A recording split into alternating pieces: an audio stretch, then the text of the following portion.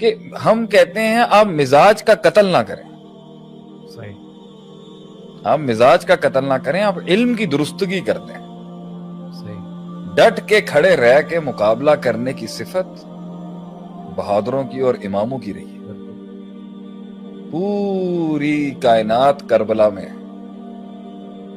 پوری کائنات اس کربلا میں جو کائنات موجود تھی وہ حسین رضی اللہ تعالی عنہ کے خلاف تھی، لیکن آپ پیچھے نہیں ہٹے اور دنیا نے دیکھا کہ نبی صلی اللہ علیہ وسلم کا خون حق کے لیے، کیونکہ وہ صفت عالیہ تھی۔ میں اس موقع کے اندر کوئی دوسری بحث نہیں کھولوں گا، آپ ایک حق، آپ ڈٹنے والی صفت کو نہیں ختم کریں اگلے کے، صحیح، علم کو درست کریں، علم کی درستگی کر لیں گے ہم۔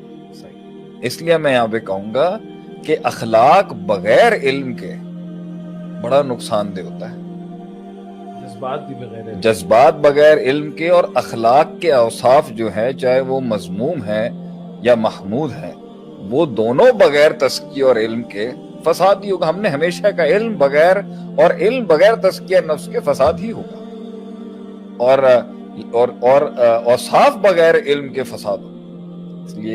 اس لیے بندے کے اوصاف اور اس کی صفات اور ایٹریبیوٹس بغیر علم کے فساد اور علم بغیر تزکیہ نفس کے فساد۔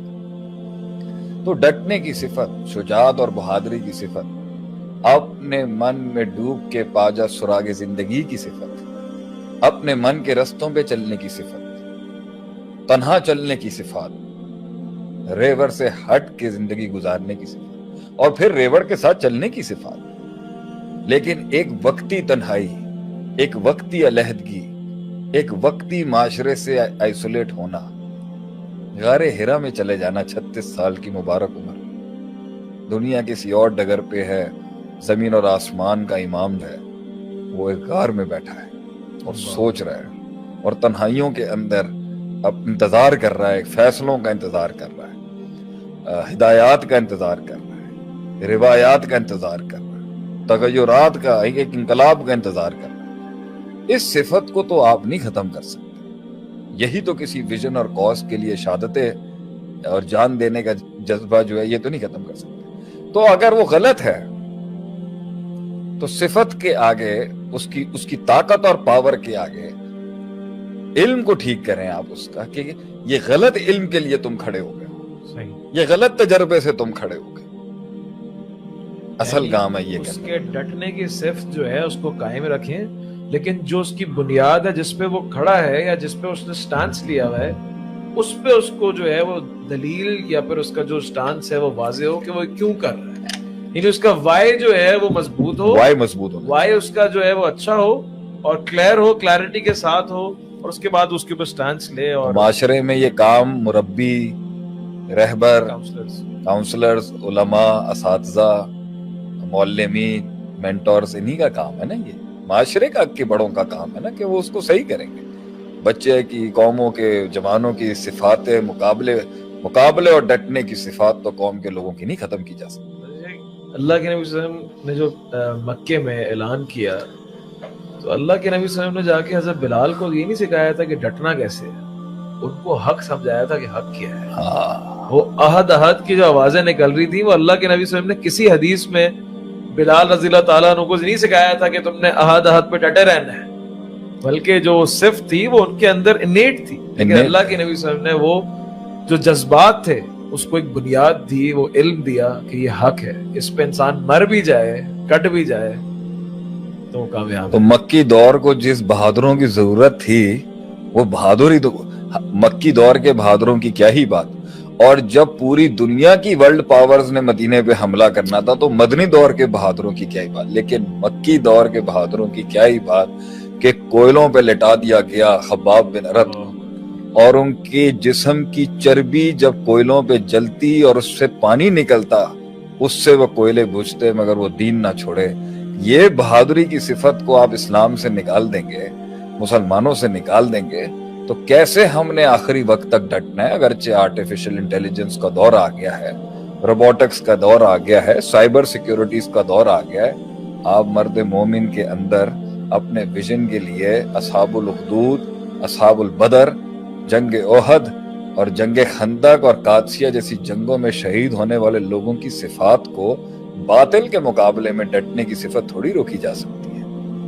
یہ تو چلتا رہے گا سلسلہ شہادتوں کا, یہ تو چلتا رہے گا سلسلہ امامتوں کا, یہ تو چلتا رہے گا سلسلہ قیادتوں کا, یہ تو چلتا رہے گا سلسلہ موت کے ساتھ ان شہیدوں کی رفاقتوں کا. یہ کبھی نہیں رک سکتا. ہاں, علم اور اس کا منہج اور اس کی ڈائریکشن ہمیشہ کوسچنیبل رہے گی. اگلے کے اخلاص پہ تھوڑی شک کیا جا سکتا ہے. بالکل, مجھے لگتا ہے مجھے تھوڑا موضوع سے قریب آنا چاہیے. صحیح. شیخ, ویسے تو آپ نے اپنی سٹوری نہیں سنانی لوگوں کو. اچھا جی. لوگ مانگتے رہے اور کہتے رہے شیخ بتا دیں کہ ہوا کیا ہوا کیا. آپ کی ایک دفعہ جب جیت کا سفر جو ویڈیو وائرل ہوئی تھی اس پہ ایک کامنٹ تھا کہ یار یہ عام آدمی نا بولے کچھ ہوا ہے. سب یہ پوچھ رہے ہیں, مطلب کہ ایک تو ایک قوم ہے وہ تو اسٹوری کے انٹرسٹڈ ہوگی کیوریوسٹی کے اندر کہ نہیں ایسا کیا ہے. دوسرا ایک یہ ہے کہ وہ جاننا چاہتے ہیں کہ اتنا درد, اتنا غم اور اتنا جو الفاظوں کا چناؤ اور جو ایک زخمی دل کی آواز ہوتی ہے وہ کیسے نکل رہی ہے, ایسا کیا ہوا ہے. تو آج اسی موضوع کو ہم نے سلیکٹ کیا ہے کہ شاید آپ کو کچھ نظر آئے کہ 10 قسم کی مخالفتوں پہ آج بات ہوگی. زیادہ عمل کا آج ہم 10 پہ اکتفا کریں, میں خیال 10 بھی پورے نہیں ہونے والے لیکن انشاءاللہ اگر ہو جائے تو میں شیخ صاحب کو ایک مائک ہینڈ اوور کروں گا اور میں بھی سننا چاہوں گا کہ وہ کون سے 10 قسم کے بڑے مخالفین ہیں جو آپ کو آپ کی زندگیوں کے اندر ٹکریں گے. شیخ صاحب نے بھی سامنا کیا ہو اور ہر انسان کہیں نہ کہیں کسی نہ کسی نہج کے اوپر ان سے ملاقات ضرور کرتا ہے. ہاں, میں یہ بات پہلے بھی اپنی قوم کے لوگوں سے کہوں گا اور آج بھی کہتا ہوں کہ میرے سننے والے, میرے سامعین اور میرے چاہنے والے یا میرے نہ چاہنے والے جو لوگ بیٹھے ہیں, میرا کبھی بھی یہ دعویٰ ہی نہیں رہا کہ بھائی پوری کائنات کے سارے ایکسپیرینسز بھائی میرے ساتھ ہو گئے. میں اس بات کی بھی تھوڑی سی بات کو میں پسند نہیں کرتا کہ لوگ شاہ صاحب کے بارے میں یہ بات کہہ دیتے ہیں کہ بھائی ان کے ساتھ تو سارے ہی مسئلے ہوئے ہیں سوائے ایک مسئلے کے. میری نظر میں قوم کے ایک رہبر اور ایک استاد کے لیے ایسے الفاظ استعمال نہیں کریں گے.